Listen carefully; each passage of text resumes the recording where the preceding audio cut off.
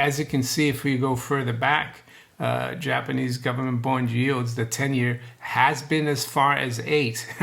If that were to happen very quickly in the next 6 months to a year, that would trigger a massive global government bond crisis. Wednesday, November 26, 2025, Maneko 64, home of alternative economics and contrarian views. Well, I've covered Japan for many years. We have a Japanese yen carry trade playlist. And today I want to talk about Japan because it's not just about the carry trade anymore. It's about the Japanese government bond market. I think it's flashing very bright red warning signs, not just for Japan, but for the whole Western global sovereign debt situation. Yes, Japan could be the first domino to topple, and there would be a contagion effect.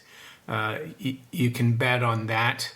Yes, so things are getting very interesting in Japan, and yes, I guess it would be a good excuse if things were to unravel in the West and in the US and the UK. They could blame the Japanese, but we're going to see why, in my opinion, that would also be a big cover-up.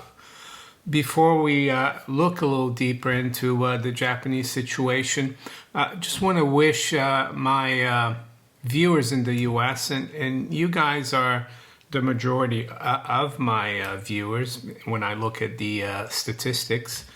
Almost up to 50% of you are in the US. Yeah, I want to wish you a very very happy and a great Thanksgiving weekend. I think it's a great holiday, actually. Yeah, we don't have it here in the UK, or I think in Canada they have it. It's in October. But I remember when I was at university in Florida at Rollins College in Winter Park in the early 80s. I grew up and was born in Brazil, so we don't celebrate Thanksgiving. So I wasn't going home. I was staying on campus. But a very good friend of mine invited me to go up to New York State to spend Thanksgiving with his family, and it was great. And yeah, and I think giving thanks and having gratitude is something which should do every day, actually. I do it every day. I thank God for all the blessings he has bestowed upon me and my family. We shouldn't take anything for granted. That's the way I see it. So yeah, again, happy Thanksgiving, and thank you again for your following and yeah, your support. So back to Japan now, and I'm going to look at the bond market, and then we're going to look at a special kind of money from Japan at the end. I think you're going to like this. But as I've said, I've been warning about the Japanese carry trade for at least 5 years, I think. And what is the Japanese carry trade? Well, it was really put on steroids, so to speak, back in 2013 when Prime Minister Abe took over, and Abenomics became the narrative. It became the policy, and Abenomics basically is what the new Prime Minister is also pushing. Taikichi, I think her name is, first woman Prime Minister, and that basically is loads of stimulus, fiscal stimulus, loads of central banking, QE, low rates, a weak yen, and that's helped the carry trade. And what's the carry trade? Well, investors from around the world borrow in yen because it's cheap and the currency is weakening, so your loans become worth less, and then you take those yens and you convert them to dollars, pounds, of course, or euros, and you invest it in higher yielding assets. The problem is that this worked all right when the cost of living in Japan wasn't going through the roof, when their inflation, so to speak, or CPI was near zero, and the bond market, the long-term bond market behaved. 10-year yields were even negative until 2022 or thereabouts. There wasn't a government, let's say, maturity going as far out as 40 years that was above 1%.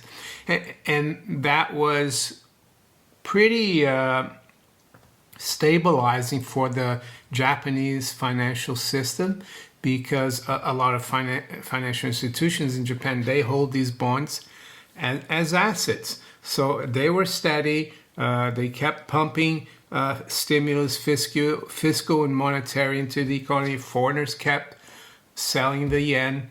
Yen was pretty much under control, not too weak. It went from 80 to like 120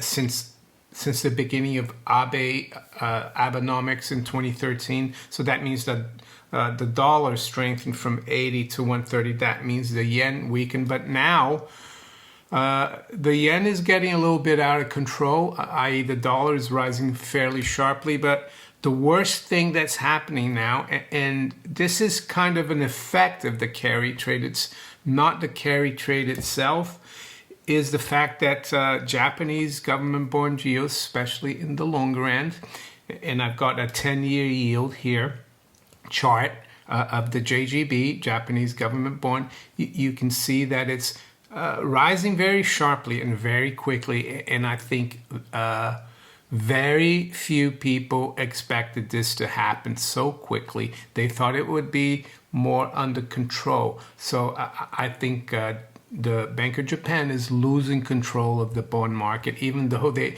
own almost half of all the long-term government bonds in Japan. They're losing control, and you can see that we are approaching key level here, I think, which would be around 2%, which basically is the high of this century. But as you can see, if we go further back, Japanese government bond yields, the 10-year has been as far as 8. If that were to happen very quickly in the next 6 months to a year, that would trigger a massive global government bond crisis. And why is that? Well, Japanese investors, financial institutions, they would be rushing to get rid of their JGBs because their portfolios would be going through the floor. And they would be rushing as well to sell treasuries, gilts, European government bonds, just to pad up their balance sheets. And that would trigger an avalanche of selling in the West as well, because all the Western government bonds are linked together. Financial institutions in New York, London, Paris, Frankfurt, Tokyo, Sydney, they all own these different government bonds, and it would be a mess. The question now is, could this accelerate? Could this happen very soon instead of in a year or two? It's possible. And the other indicator that points to me that things are not great in Japan is the price of gold and Japanese yen. And I've been covering this for many years. And you can see here that it's gone from around 60,000 yen just after, during the great financial crisis. And now we're at 650,000. It's gone up 10 times. And that in of itself is the destruction of the yen. I think the yen is going to be the first, or could be touch and go with the British pound. could be one of the first currencies that will sink to the bottom and just basically disappear. Yeah. And you can see here, there's also a shorter term that we're almost near the all-time highs, which is around 660,000. We're at 650 right now. So keep an eye on XAU, JPY. You can go on tradingview.com and punch that in under the charts. It's easy to keep track of. That, folks, is a signal of a failing currency. It's not really dollar yen. It's more the price of gold in yen. And that applies to all the other currencies as well. And that's why the bankers are always trying to control the gold and silver price. Yes, I mentioned silver there as well. So with that, let's look at the kind of money that you probably never heard of, and it's from Japan. I mentioned it earlier. It's called Japanese bar money. So I've got one here. It's a silver coin or bar money, Japanese. And yeah, there's a website here, rectanglecoins.com. I'll put a link below in the description. You can have a further look, but it says about Japanese bar money. In 1599, Japan issued a rectangular gold piece, now known as the Gaku Ichibu.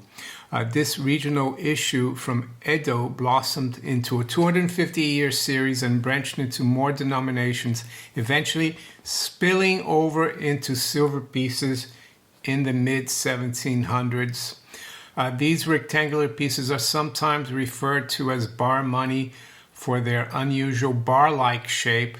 They were minted through 1869, when Japan's old currency system was replaced by the yen. While an incredibly interesting series, they're also phenomenally difficult to research for English speakers. This website hopes to help fill the gap and will eventually become a book. So, yeah, I think I bought this on eBay, if I'm not mistaken. But it just goes to show that gold and silver have been really money everywhere, not just in the West, even in Japan. And I would venture to say that the yen was a jump towards Western-style central banking because it was around the time that Western influence, 1869, started growing in Japan. And here we are, 160 years almost after the yen was replaced this kind of money. And I think the yen is on its last legs. So, yeah, history always goes in cycles and nothing lasts forever. But I think gold and silver, though, are timeless. Anyway, let's quickly look at the markets here this morning. Yes, just before we do, today we've got finally Rachel Reeves, the Chancellor of the Exchequer, or the Minister of Finance, or the Secretary of the Treasury equivalent here in the UK. She will present her budget this afternoon. It's early afternoon, I think. I'm not sure what time. And it usually goes for an hour. She presents it to Parliament, to the House of Commons. Usually takes an hour, as I said. The tradition in the past was that the Chancellor could choose a drink to have while he or she presented the budget. And I remember Kenneth Clark, a Chancellor back in the 90s, he used to have a glass of whiskey. But I think things have changed now, and everyone is so politically correct, they probably will drink water or something like that, or Rachel Reeves, that is. Well, we have to brace ourselves for more taxation without representation, right? Because their manifesto in the general election was not to increase a lot of taxes, and they're doing exactly that. But I still believe that education and informing the public about what money really is the solution to our political problems. I interviewed Dr. Thornton from the Mises Institute, and he said something interesting. Yeah, money is private property. You just have to look at things in a basic and fundamental way. If you go back into antiquity, into before there were even tribes or villages or cities, you realize that people started subsistent living, right? They hunted and gathered, and if you hunted something for your family to eat and someone came and stole that, that was wrong. Eventually things evolved, and farming evolved, the cities grew, or villages and then cities, and people realized that there were some products and goods that everyone wanted that made indirect exchange much easier, and that was money. But it doesn't change the fact that these goods or money are your property. That's the whole basis of not just Western civilization, but civilization itself, that you respect private property and respect the individual. What we have now has gone so far beyond that because people have been brainwashed into thinking that there's something magical about money, that the government can create it out of thin air. And it can't, especially the MMT people or even the Keynesians. So that's the whole problem. And it's so simple that it's a bit frustrating. But yeah, I recommend What Has Government Done to Our Money by Murray Rothbard. I'm going to put a link to it below in the description. And yes, it's a free PDF. But if you can, think about buying one from the Mises Institute and helping the Mises Institute, because I'm grateful and thankful to the Mises Institute because I learned about it over 20 years ago, and it's one of the reasons why I'm here talking to you and trying to help you. I have a lot to thank for the Mises Institute. So back to the market then. It's 10 to 8 a.m. We've got spot gold at 4,157, 41.57. It's up about 26 bucks or 2/3%. The high's been 41.69, so we're knocking on the door of that triangle I showed you in the last few days. Silver's up 56 cents, just above 52. The high's been 52.19, low 51.28. And yeah, the U.S. Treasury market is kind of under control right now. I saw the retail sales data were a lot weaker than expected yesterday. So I think the Fed will definitely cut rates on the 10th of December. Right now, the 10-year yield is just above 4% at 4.02. So with that, I'm going to wish you all, well, my viewers in the U.S., a great Thanksgiving weekend. And to the rest of you as well, a great day. Take care. Bye.